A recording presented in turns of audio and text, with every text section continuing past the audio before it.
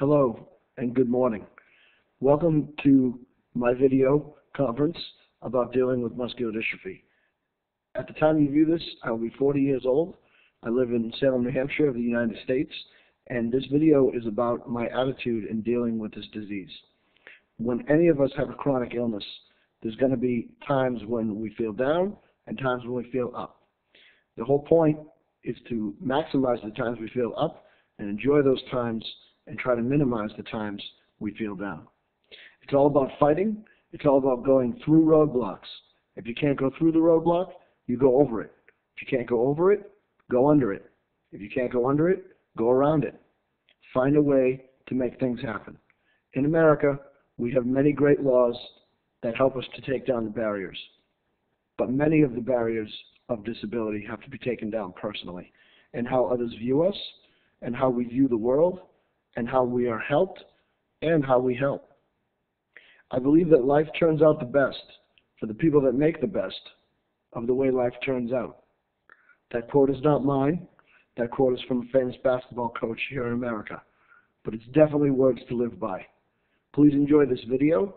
I'm sorry I can't be there with you all live, but this video gives you a little bit of a window into my daily life. And I will continue to fight and show this disease and other chronic illnesses in a positive light. You can grow up, you can have a job, you can have a relationship, you can do anything that you want to do. First, you have to stop believing in people that tell you you can't. The glass might not be all the way full, it might only be half.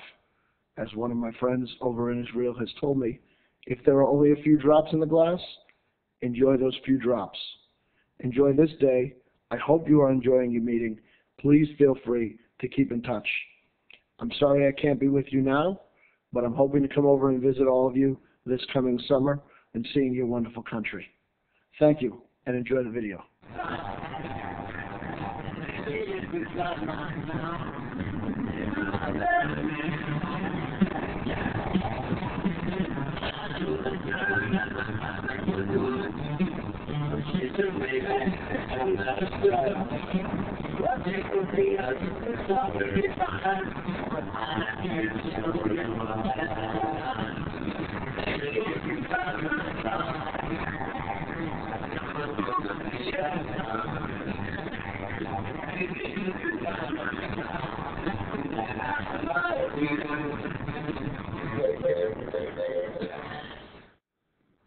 Hello, I am in my 2009 Chrysler, and I am here to show you the hand controls. It's another way that I stay moving, and I'm actually driving, so I'm going to be looking all around. The steering is one joystick. I'm now turning left, so I turn the joystick instead of the wheel. And the other joystick on the side near my window is the gas and the brake. I'm going to pull back on this handle. Okay, it's the window. I'm going to blow the horn. My friend Mark out there, former fellow teacher, at chapter school, and I'm cruising home. This is my route. And right now I'm going at about 50 kilometers. And it's all hand controls, and so I don't have to worry about using my feet. The power chair that I currently use snaps down to the floor in a system called Easy Lock, and it is completely safe, even if I was to tip the van over. The chair would be hanging from the floor and can't come detached. So I have a chest strap that I wear when I drive, as well as the seat belt of the car, and this allows me to remain moving, and it allows me ease to drive. This thing has been a great asset, and it's another way that I stay mobile.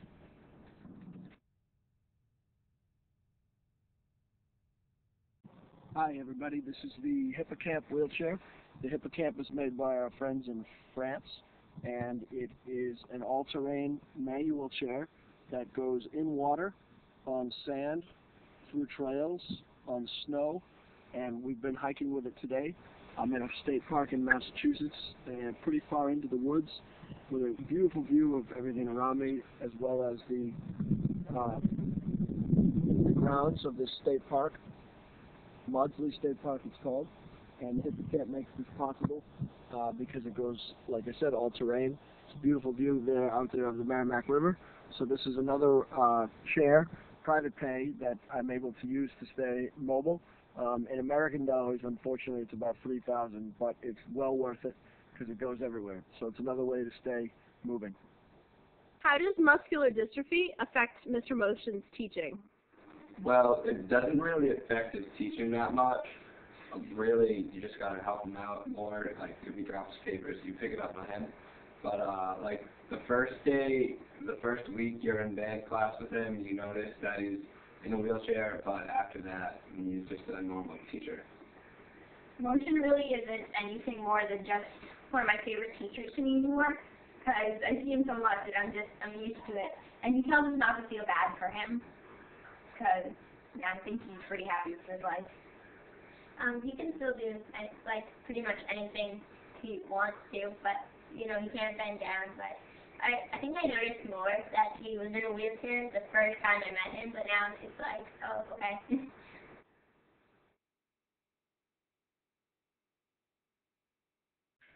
Okay, so another way I've managed to stay mobile in my life is to create my own home, which I had designed by an old student, all handicap accessible. And as we can see, we're in my garage. I park the van in, pull in backwards, and then I have ramps in here. So we'll go upstairs into the house now. Everything ramped out. Get the bodies here. We cruise in. So here we are inside, and I designed obviously the home to be on one floor, and I took out carpentry loan, and I got a great builder. So if you come on now, you can see all the hardwood floors, and everything is completely one surface and level. And then I had a few things designed to make it wheelchair friendly. The light switches on the wall are lowered, and also if it comes a time when I would rather do stuff like voice command, I'm able to put that in for the blinds and the lights, and pretty much you can get anything on voice command if you want to do that. One of the areas of design that I focused on to keep my life as simple as possible was the kitchen. And you take a look around at the counter space, you'll notice that everything is bi-level. It wasn't one level. I have the cooktop lowered as well as the sink. And the cooktop is a touch oven, touch stove. The oven is put in sideways. Maybe Vanessa's building, if you could just reach down and open the door so you can see the oven open sideways so that I don't burn myself on anything. Another little invention that I wasn't sure they had, but they do. My dishwasher over here is like a pull-out drawer, something else that exists here for me to make life a little easier. And it's very easy to use, very easy to load. The sink is also lower, so I can get in here, as well as this diagonal cut panel underneath that allows me to get the chair in under the sink if I need to wash my hands or a dish or something like that.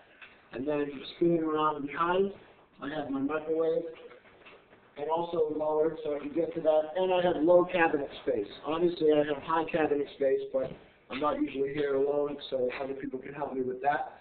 And I have low cabinet space for things that I want to reach. And finally, the refrigerator is side by side, which makes more sense, not freezer on top. These are things that seem to be obvious, but I had to actually do some research and think about it. But basically, I found out in designing your own home that if you can imagine it, you can get it. And none of this stuff was really, really expensive. It was standard price appliances, because as a teacher, I'm certainly not very rich. So come on down, and I'll show you the pride of the house, and the most important room, the bathroom. The bathroom is designed large enough so that I can spin around in my power chair, and also get around in my manual chair. Something else that I got from my builder that was his suggestion was pocket doors. So my doors, you notice I don't have doors, they're actually in the wall. And you can pull the door out and just slide it open and close. So the doors are completely out of the way, like that. Okay? You come into the bathroom, same concept as the kitchen. There's a cutout in the sink so I can get in there and brush my teeth, wash my hands, make myself nice and pretty for speaking at conferences by video. And my shower is a rolling shower like we have in many hotel rooms around the world. And this is it has a bench in it.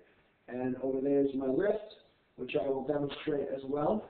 probably a lot of you that are familiar with the world of muscular dystrophy understand the need for bathroom lifts and things like that. So I have a bench, and I have a sling, which I'll show you in a moment, and I roll into the shower, and I'm able to take care of business in there. And over here on the ceiling, we have a track lift, which actually this technology is from Canada. And we installed, I had the track installed. This mostly is not covered by insurance because they want you to get a Hoyer lift, but I saved up some money and did this because I think this is much easier. I get a sling, which I'll show you in a minute, and then it hooks onto the lift, and the lift literally can move a person with one finger. So we'll pause now, and I'll get into that, and I'll show you how it works. Okay, so now I'm strapped up inside the lift. This lift is actually called the V3 lift, and again, it's from Canada, and I can post up information about how I got it. For those of you that can no longer transfer, which is now me, this lift comes in handy. I use it every morning before I get ready for work, and it allows me to go on the toilet, and the track goes around so I can go from the toilet directly to the shower. Obviously, you could do this throughout the home, but that's a lot of money. I have about, I don't know, just a few feet of track in my bedroom and in here, plus the lift, and everything that I put in for American dollars was about $6,500. So this stuff's not cheap, but it definitely helps. So Vanessa's filming right now, and she's going to show you how the lift works. For those of you that haven't seen it, it's on a wired remote, and as you press, I'm going to go up. And this is weight tested for 500 pounds. That's a lot of kilos.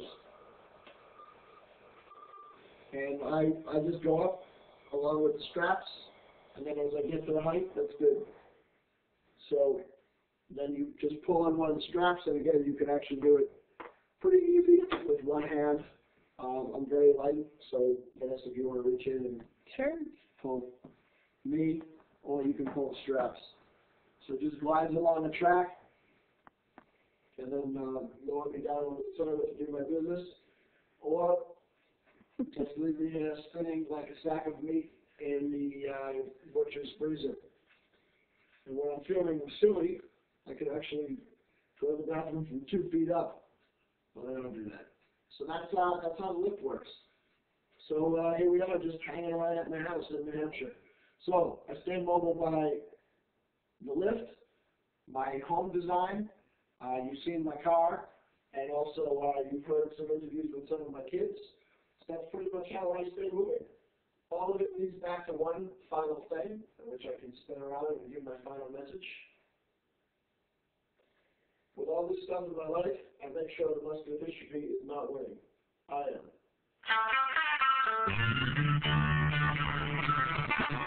That's the girl what she wanted to be. She said, baby, can't you see? I want to be famous on the screen. What you can do is just make it between. Baby, you can run my car.